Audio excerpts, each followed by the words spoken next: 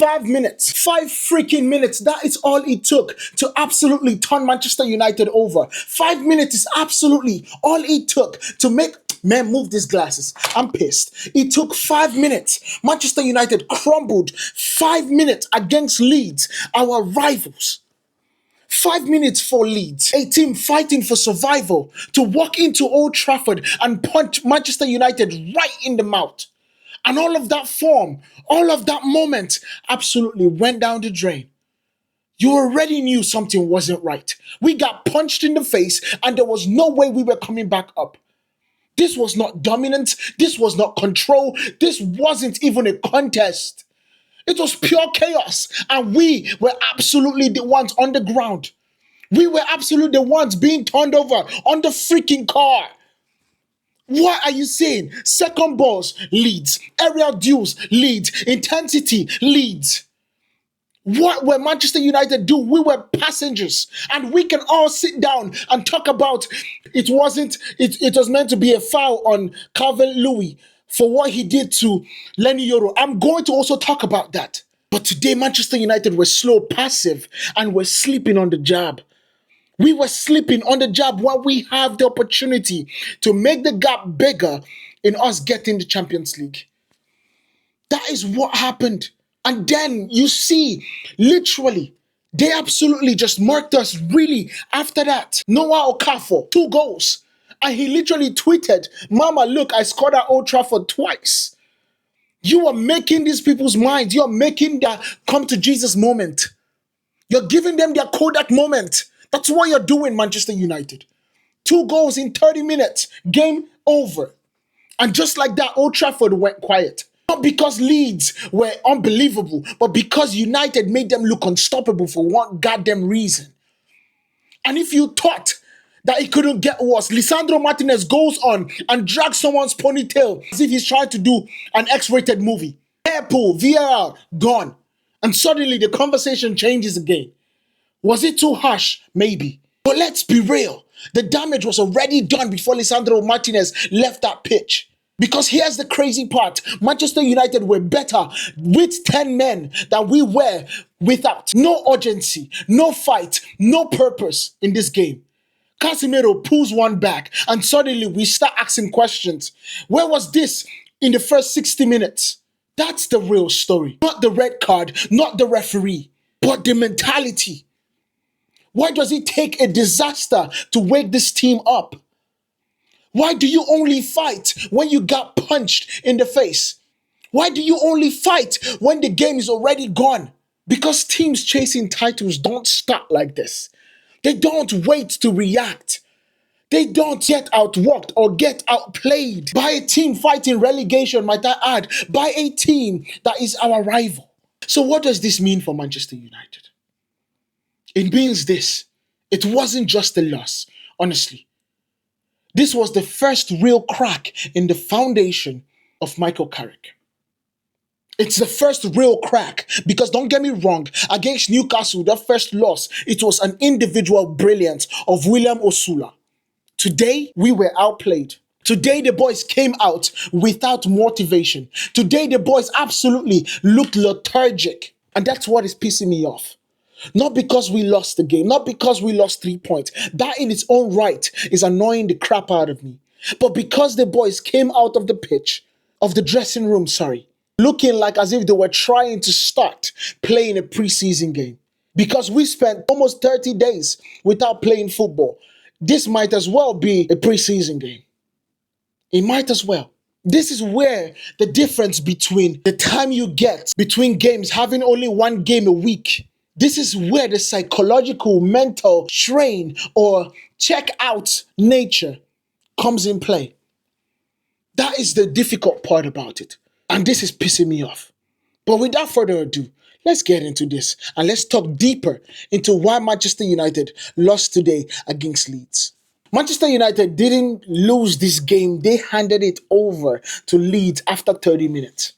Leeds hadn't won at Old Trafford in decades. If I'm not mistaken, in 1981, that was the last time Leeds defeated Manchester United at Old Trafford. This was a historic humiliation for the history books. United were flat. You would think it's a Caucasian lady absolutely trying to twerk in the club. Come on. We were slow as heck, and the mentality was absent. This was a reality check for Michael Carrick era. This is the first crack in the system for Michael Carrick. And every single person talking about give Michael Carrick the job. This is where Michael Carrick absolutely has to claim. How do you respond to this after Chelsea? How do you respond to this when we go to face Chelsea? That is what is going to tell us whether you have the cojones to take the Manchester United job. Because you have 7 games to secure Manchester United Champions League. Do not let it slip now. Do not let it slip now, because you have an opportunity to become the Manchester United manager. That's the most prestigious job in the Premier League, if not the world of football. Do not let it go right now. But let's start breaking it down with the disaster class of the first half, because it was a disaster class. It was. Leeds scored in the fifth. Leeds scored in the first 10 minutes of the game. Leeds scored. What in the world are we waiting for? What in the world did we need them to smack us for us to get up? And before 30 minutes, Manchester United were down 2-0. Going into the half, 2-0. United were losing aerial balls. We were losing our aerial dues. We were being outworked. We were being outpaced. And Noah Okafor absolutely destroyed them with 2 goals today. Leeds did not just score early, they exposed everything wrong with Manchester United right now. Our defensive structure, when we do not have our experienced players, is absolutely a problem. Lenny Yoro, we will discuss that one on a different day in a different video, because we need to talk about it. Lisandro Martínez, coming back from injury, I understand. And I know Lisandro is a leader and he is someone that has experience. But my God, playing Lisandro Martínez with Lenny Yoro when you do not have any player in that duo that can come up and claim the ball is a disaster waiting to happen. That's why in my preview, I said you need to put Aiden Heaven. Aiden Heaven would give us a little bit more of a cojones to come and claim the ball. Because we do not have Matthijs de Ligt and we do not have Harry Maguire. But this gives us a second. This gives us a reason to go into the market in the summer and find us a centre-back that can do that defensive duties. So when we do not have the likes of Harry Maguire or Matthijs de Ligt, we do not fall into the same habit, into the same situation where we don't have physicality in our centre-back position. There was no midfield control. This was the second part. No midfield control. Kobbie Mainoo was not in the pitch. So we could not get the ball from the defense into the attack. We could not keep the ball. And that was where the problem laid. We could not keep the ball. Bloody hell. Tanaka was the number 1 person doing us wrong in this pitch, and there was nobody to combat it. I told you guys in my preview, Ao Tanaka is that good of a player. We are so lucky that Anton Stark did not even play this game, because if he had played, that first half already looked like we were going to concede 5-0 in the first half. We could have conceded 10 with Anton Stark in this pitch. We could have. That is how good that player is. And we were so lucky that he wasn't on the pitch today. So lucky. So he also tells us that Manu Ugarte is absolutely a no-go. The dude just does not get it. He just does not feel like a Manchester United player right now. And I'm not one person to say he should get out of the club. I'm not one person to say it. I don't know whether it's confidence. I don't know what it is. I've not put my finger on it yet. But the least I can say, or the closest thing that I could say, is that he is a system kind of player. And this is not the system that he should be playing. And last but not least, in that first half, there was no intensity after the international break. And that right there feels like a slap in the face to every Manchester United fan that went there to watch the game and now watched it worldwide. We waited 24 days. You had a training camp in Ireland for 4 days to prepare you for this game. Leeds played a week ago. They played in a tough game that took them to 120 minutes in extra times and actually then played penalties after that. You would think that the team coming off a full break a full vacation, because 3 weeks in football is vacation. That's your full summer holiday. A full summer holiday would come back with more vim, will come back with more anger, will come back with more bite in their system. None of that happened. Absolutely none of that. And that is an absolute slap to every Man United fan that watched this game. Now let's go to Lisandro freaking Martinez. This was a turning point, or maybe it's an excuse that every single person is using in this situation. Because I don't care what Manchester United fans are telling you. This should, even though it's a boneheaded situation, should it have been a red card? It's a little bit too harsh because there was no pull, there was no drag. It felt like this dude just caught him mistakenly. But that does not make any sense. It does not make any reason why Manchester United fans should be using it for the reason that we lost. All that there is an excuse. Manchester United were not playing better with Lisandro Martínez on the pitch. Manchester United did not play well with 11 men on that pitch. In fact, I would even say it. We played better when we were one man down. And I'm not saying it that is because of Lisandro Martínez that we were not playing well. The team was not awake. And so when we went one man down, all of a sudden, everybody had to run extra miles. All of a sudden, everybody had to start showing their talent and showing a freaking fight. But it was a little bit too late. It was too late. Lisandro Martínez got sent off by VAR. I understand. It's a huge debate and it's a huge moment that every single person is talking about. Because we saw it in the women's game. Somebody literally yanked her down and did not get a red card. I understand. It might be night and day in terms of two different sports, but it's still the same rules. It's consistency. And in this particular one, Lisandro Martínez did not even look. It did not look like there was any yank. It looked like there was a hold of the hair. I understand. And don't get me wrong, it's a red card. It is a red card. You hold someone's hair, it is a red card. But was he harsh? Absolutely. Because if you had chosen not to give a red card, it would still be fine. Because in that situation, it was about nuance. It was about nuance, about how the game was. Because I can stand here and say, it's never a red card. It was soft. It's modern football decision.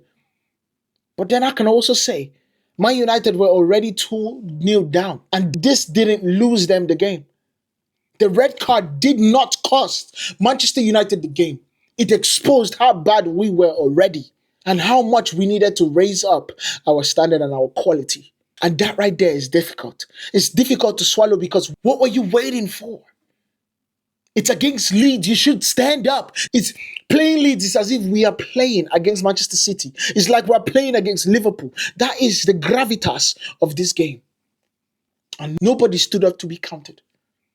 Ironically, United were better with 10 men. Now let's get into that.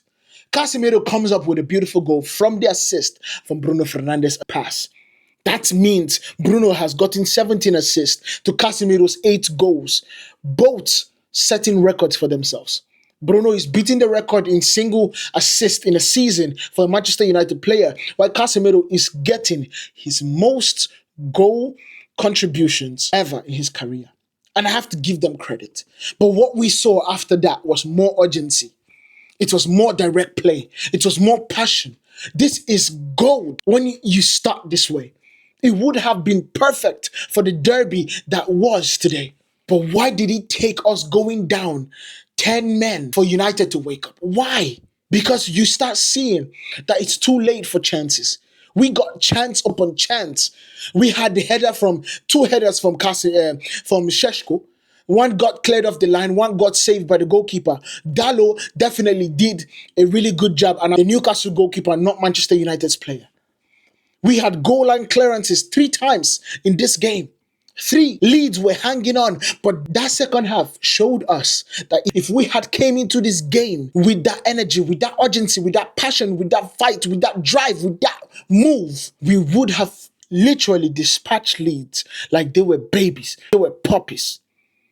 And they're still our puppies. That's why they're in white. We should have, but we let them take 3 points from us. We let them take 3 points from Old Trafford. What were you thinking? Now let's go to Leeds Masterclass. We have to talk about Leeds because we can talk about the bigger team all day and long, and I can talk about Manchester United till I literally freaking get a headache. But let's talk about Leeds. They did their job. I gotta give Leeds credit. I got to. Because what Leeds did in this game, they came out on fire. Favre, who is their coach, absolutely put the fear of God into them. It felt like Favre was praying the rosary. That is what it felt like before they went into that pitch, because they definitely got their prayers answered. They absolutely played out of their mind. They played like, oh, it is difficult to put into words. But they had the high intensity start. They targeted Manchester United's weakness, which was their wide areas and the aerial duels. They knew that Harry Maguire was not going to be on the pitch. And Dominic Calvert-Lewin plus Noah Okafor absolutely capitalized on that. That duo cost us problems. It cost us problems. Leeds played like a team fighting for survival, while United played like a team on vacation. There is a problem. This win pushes them away from relegation. It truly pushes them away from relegation. And I'm glad for that, because I want my league back. I want Man United to get its league back next season. We need to get our league back. You understand? Now, United's big problems. Because this is deep lying points. These are the deep points that we need to absolutely attack. Slow starts are a recurring issue. And it's a recurring issue. It was one under Ruben Amorim. It was one under Erik ten Hag. It is one now under Michael Carrick. We need to keep attention to that, because we conceded early again, and that's a problem. The defensive fragilities, when we do not have our first two defenders, let me say first three defenders, all of a sudden it shows weakness. We start bucking at the knees like as if a fine John just walked past. We start bucking at the knees. Defensive fragilities everywhere. We were beaten in the air repeatedly. We had poor positioning. It looked like Mazarawi came back from a vacation from Morocco and was smoking shisha all day. That is what he looked like. He was not running fast enough. He was not holding his team enough. His positioning was absolutely the worst I've seen him in Manchester United shirt. It was devastating to watch. I was pulling out my eyes watching Mazarawi today. And then you look at the midfield, it was total imbalance. Because you put Casemiro and Ugarte together. I would have put Fletcher on everything I love. I would have put Fletcher. I would have put someone else, maybe Bendito Mandato, someone else than freaking Ugarte today. Because there was no balance, we had no control early game, and we got overrun physically. For the fact that we got overrun in the midfield when we had Casemiro and Ugarte is blowing my mind. And last but not least, the post-break rust killed us today. 24 days without a match, we looked off rhythm. What we should have done was find somewhere where we could have gotten a friendly match and keep our team sharp. So the question right now is Michael Carrick under pressure with his first home defeat? Now he's complained about the refereeing after the match. But the question is Carrick deflecting or is he protecting his players? Because some people could look at the angle and say, bro, you guys were 2-0 down at that point before you got the red card. And yes, you were complaining about the first, and that should have been a foul. Don't get me twisted. That right there should have been a foul. But it's physical. It's the Premier League. If you're standing up to be counted, you are going to get run over. And I'm talking to you, Lenny. If you don't get into the gym, put some muscle on your body and put some aggression in your mind, you will get run over. And that right there cannot be the player, because you're too talented for you to get run over by Dominic Calvert-Lewin. Somebody that is not even wanted. Someone that literally had to look for a club in Leeds. You got run over by Dominic freaking Calvert-Lewin. That right there should be a problem. That right there. Because you should never be jumping without you getting your surroundings right. You should never be jumping without you bracing yourself for you to make sure that nobody puts you off your center. But that is not the reason we lost today. We lost because we were not fighting. We lost because we did not start off. We lost because every single person was flat as a board when we started the first half. So Michael Carrick can say what he wants to say.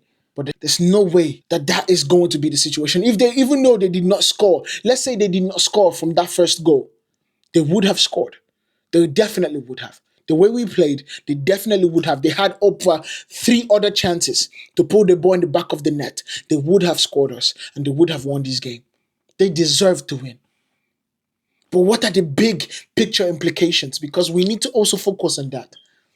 For Man United, we are still in the top 4 race. But guess what? Our momentum just got dented. The questions about mentality, the next game puts pressure and increases massively because we are facing Chelsea.